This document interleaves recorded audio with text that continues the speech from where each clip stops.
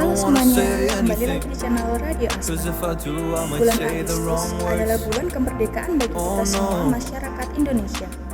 Di tengah-tengah pandemi yang tak kunjung usai dan masalah-masalah yang terus timbul, kemarin, tepatnya di hari Senin tanggal 2 Agustus 2021, Indonesia mendapat kado yang sangat indah dari dua putri bangsa, yaitu medali emas untuk Indonesia dari cabang olahraga bulu tangkis ganda putri Olimpiade Tokyo 2020.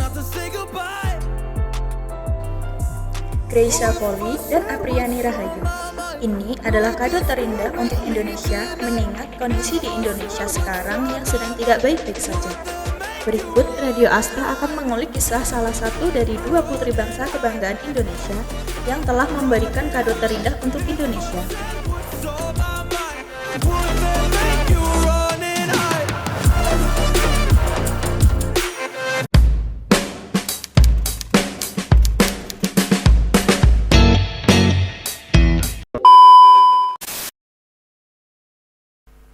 Dari seorang anak pelosok desa yang penuh tekad, Apriani Rahayu.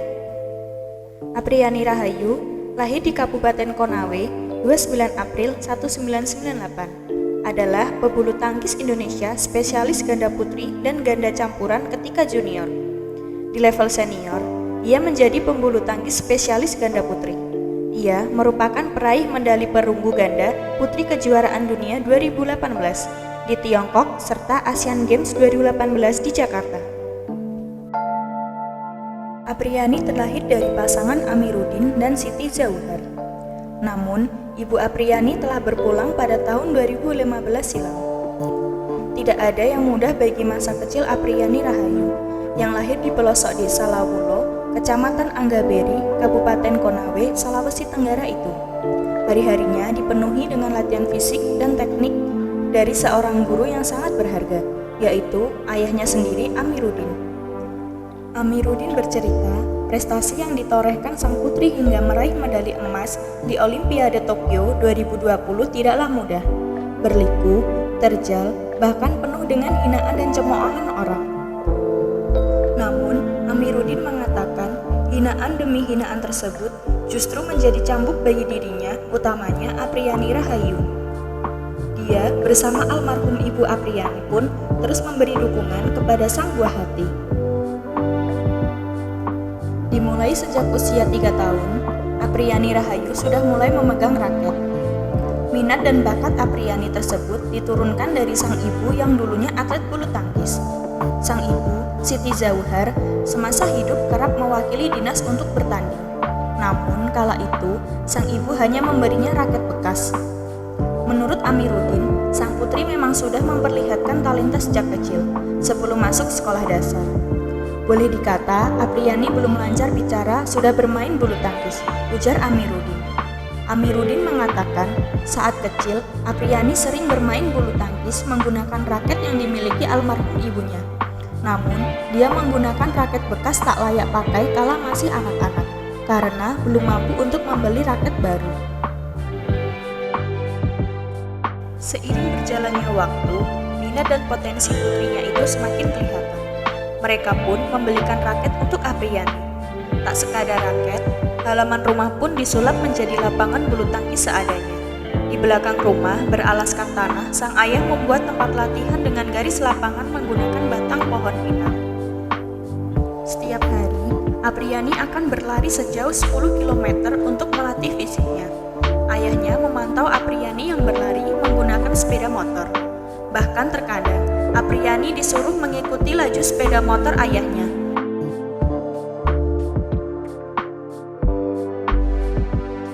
Masa kecil Apriani Rahayu hidup dengan keadaan ekonomi yang pas-pasan. Mulai dari hanya menggunakan raket kayu yang dibuatkan sang ayah, hingga pernah gadai perhiasan demi raket. Bahkan, raket pertama yang berhasil ia beli, yaitu dari hasil jualan sayur.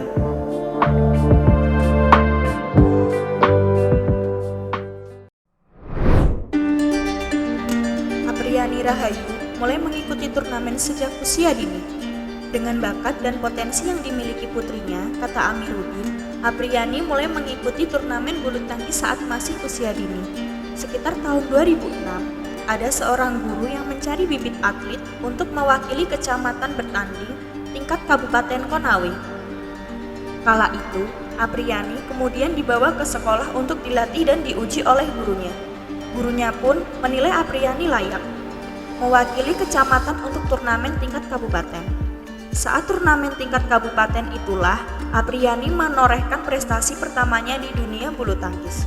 Namun, itu pun tak diraih Apriyani dengan mudah. Meski sudah menang di babak final, pertandingan yang sudah dimenangkan Apriyani diminta ulang lagi. Menurut Amiruddin, saat Apriyani melaju ke final dan menang, beberapa pihak tak setuju dengan kemenangannya itu. Panitia kemudian memutuskan untuk melakukan pertandingan ulang. Alhasil, Apriyani tetap memenangkan pertandingan final tingkat kabupaten tersebut. Tidak cukup seminggu dari situ, Apriyani selanjutnya ikut seleksi tingkat kabupaten, kata Amiruddin. Seleksi tingkat kabupaten tersebut kemudian menghantarkan Apriyani bertanding di tingkat Provinsi Sulawesi Tenggara. Apriyani kala itu berhasil meraih juara 2 tingkat Provinsi Sulawesi Tenggara. Keberhasilan itu pun sempat meninggalkan cerita bagi Apriyani. Begitupun sang ayah.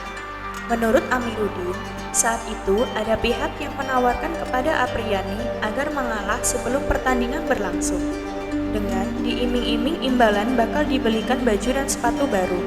Namun, Apriyani kecil menolak tawaran itu. "Masih bisa dibelikan papahku, saya mau ke Jakarta," menangis dia, kata Amiruddin mengutip perkataan Apriyani kala itu.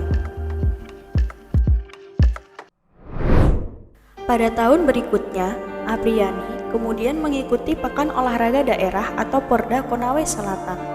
Saat ikut Porda Konawe Selatan itu, Apriyani kembali menorehkan prestasi. Tak hanya satu, tapi meraih beberapa gelar juara. Apriyani berhasil meraih 3 medali emas.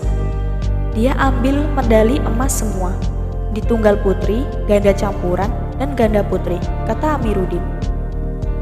Semasa kecil, Apriyani Rahayu bersekolah di Sekolah Dasar Lalosabila, Kecamatan Wawutobi, Kabupaten Konawe. Selanjutnya, bersekolah di Sekolah Menengah Pertama Negeri 1 Unahan. Saat sekolah menengah atas, Apriyani sudah mulai fokus menjadi atlet bulu tangkis dan berlatih di kota Kendari. Sehingga Apriyani mengikuti kelas belajar jarak jauh. Apriyani merupakan anak bungsu dari 4 bersaudara. Ia adalah satu-satunya anak perempuan dari 4 saudaranya itu. Dan mungkin itu jugalah yang membuat Apriyani memiliki sifat tomboy. Dengan berbagai torehan prestasi yang dicatat di tingkat regional, Apriyani Rahayu pun dilirik. Dia pun berangkat ke Jakarta untuk pemusatan latihan nasional atau pelatnas dari Persatuan Bulu Tangkis Konawe Utara atau PB Konut. Ayah Apriyani Rahayu, Amiruddin, bercerita saat akan berangkat pertama kali ke Jakarta, dirinya didatangi oleh 2 pelatih Apriyani. Meski terasa berat, Amiruddin dan istrinya kala itu akhirnya mengizinkan putrinya berangkat ke Jakarta. Mereka mendukung penuh putrinya meskipun harus terpisah jarak.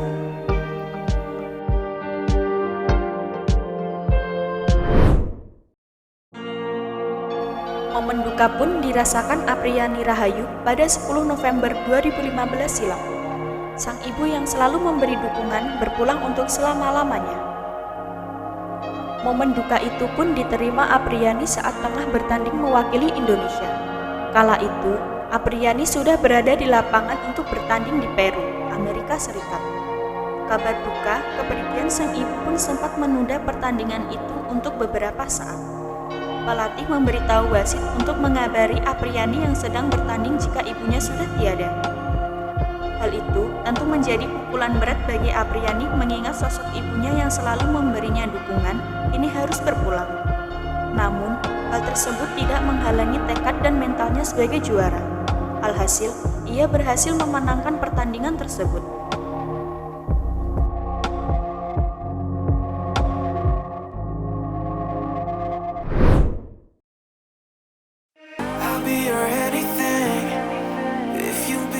Setelah melalui banyak pertandingan dan kerja keras, dengan tekad yang tidak pernah menyerah, alhasil puncaknya pada tanggal 2 Agustus 2021, hari Senin kemarin, tampil sebagai non-unggulan. mereka berhasil menundukkan pasangan andalan asal Cina, Jia Yifan dan Chen Hingchen, dalam 2 set langsung, 21-19 dan skor terakhir 21-15 dalam pertandingan di Musashino Forest Sport Plaza Tokyo.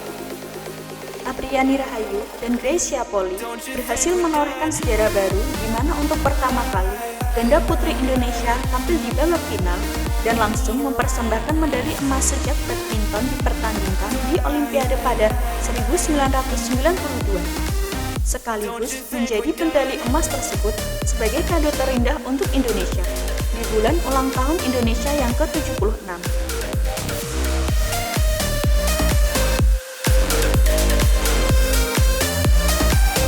Don't you think we're done?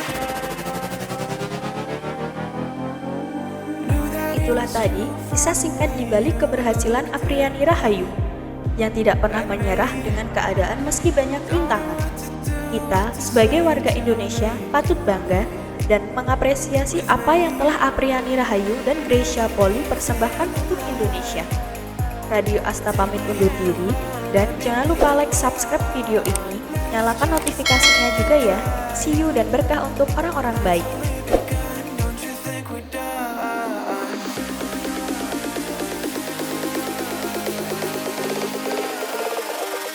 Don't you think we're done?